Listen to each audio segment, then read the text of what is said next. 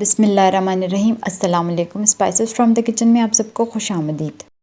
آج ہماری کچن میں انتہائی مزیدار کبابی سٹائل قیمہ وتھ شملہ مرچ بننے جا رہا ہے، جو کہ انتہائی مزیدار ہوتا ہے۔ آپ اسے ٹرائی کریں گے تو آپ کے گھر والوں کو بہت پسند آئے گا۔ اس مزیدار سے قیمے کے لیے ہمیں سب سے پہلے کڑھائی لے کر اس میں آئل شامل کرنا ہے، اور اس کے بعد اس میں ہمیں ایک ثابت گرم مسالہ شامل کرنا ہے، جس میں سب سے پہلے ہمیں 1 عدد دار چینی کا ٹکڑا اور 1 عدد بڑی الائچی، 3 عدد چھوٹی الائچی اور 1 عدد بادیان کا پھول چاہیے ہوگا۔ ثابت گرم مسالے کے بعد ہمیں اس میں ادرک لہسن کا پیسٹ شامل کر دینا ہے، تقریباً 1 کھانے کا چمچ۔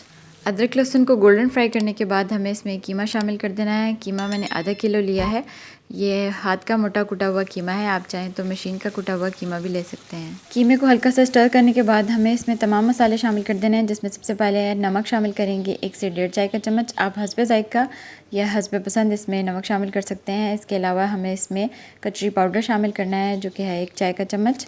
اس کے بعد ہم اس میں لال مرچ پاؤڈر شامل کریں گے، تقریباً 2 چائے کے چمچ یا 1 کھانے کا چمچ آپ اس میں لال مرچ پاؤڈر شامل کر سکتے ہیں۔ اس کے علاوہ ہمیں اس میں دھنیا پاؤڈر شامل کرنا ہے، تقریباً 1 چائے کا چمچ۔ اس کے بعد ہمیں اس میں ½ چائے کا چمچ گرم مسالہ پاؤڈر شامل کرنا ہے، اور اس کے بعد ہمیں اس میں 2 کھانے کا چمچ بھنا ہوا بیسن شامل کرنا ہے۔ آپ اس کی جگہ بھنے ہوئے چنے بھی شامل کر سکتے ہیں۔ آپ 1 کھانے کا چمچ بھنے ہوئے چنے لے کر ان کو پیس لیں، اور وہ آرام سے آپ اس میں شامل کر سکتے ہیں۔ بیسن اور تمام مسالوں کو اس میں شامل کرنے کے بعد ہمیں اسے اچھی طریقے سے مکس کرنا ہے۔ آپ چاہیں تو بیسن اور یہ تمام مسالے اس میں شامل کر کے آپ 30 سے 45 منٹ کے لیے اس کو میرینیٹ کر کے بھی رکھ سکتے ہیں، اس سے بھی اس کا ذائقہ بہت اچھا بنے گا۔ بیسن اور تمام مسالوں کو مکس کرنے کے بعد ہمیں اس میں کالی مرچ پاؤڈر شامل کرنا ہے 1 چائے کا چمچ، اور ہمیں اس میں جائفل جاوتری کا پاؤڈر شامل کرنا ہے، تقریباً ½ چائے کا چمچ۔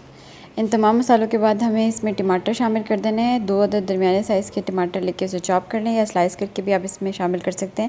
اس کے بعد ہمیں اس میں 2 سے 3 کھانے کے چمچ دہی شامل کر دینی ہے، اور دہی شامل کر کے ہم اسے اچھی طریقے سے مکس کریں گے، اور اس کے بعد ہمیں اس میں براؤن انین شامل کر دینی ہے، اور براؤن انین ہم 2 سے 3 کھانے کے چمچ ہی اس میں شامل کریں گے۔ 1 عدد درمیانے سائز کا پیاز لے کر آپ اسے لائٹ گولڈن فرائی کر لیں، اور پھر قیمے میں شامل کر دیں۔ تمام مسالوں، براؤن انینز اور دہی اور ٹماٹر کو شامل کرنے کے بعد ہمیں اسے کور کر کے پکانا ہے، جب تک قیمے کا پانی خشک نہیں ہو جاتا اور آئل سیپریٹ نہیں ہوتا، تب تک ہم اسے کور کر کے پکائیں گے۔ قیمے کے پکنے کے دوران بیچ بیچ میں اس کے چمچ چلاتے رہنا ہے، کیونکہ ہم نے اس میں بیسن شامل کیا ہے تو بیسن نیچے لگے گا، تو جب تک قیمہ پکتا ہے اور اس کا پانی خشک ہوتا ہے تو بیچ بیچ میں اس کا چمچ چلاتے رہیں۔ اس کو ہم پھر سے کور کر کے رکھ دیں گے، اور جب تک قیمے کا پانی خشک ہو جائے گا اور آئل سیپریٹ ہو جائے گا تو اس میں ہمیں 1 چائے کا چمچ کسوری میتھی اور 2 کھانے کا چمچ لیمن جوس شامل کرنا ہے۔ کے بعد ہمیں اس میں شملہ مرچ شامل کر دینی ہے۔ شملہ مرچ میں نے 2 عدد درمیانے سائز کی لے کر اسے لمبائی میں کٹ کر لیا، آپ چاہیں تو اسے کیوبز میں کٹ کر سکتے ہیں۔ آپ چاہیں تو شملہ مرچ کو علیحدہ سے فرائی کر کے اس میں شامل کر سکتے ہیں۔ اس طرح کرنے سے شملہ مرچ کا کلر بھی خراب نہیں ہوتا، اور اس طرح شملہ مرچ کرسپی اور کرنچی رہتی ہے اور زیادہ سافٹ بھی نہیں ہوتی۔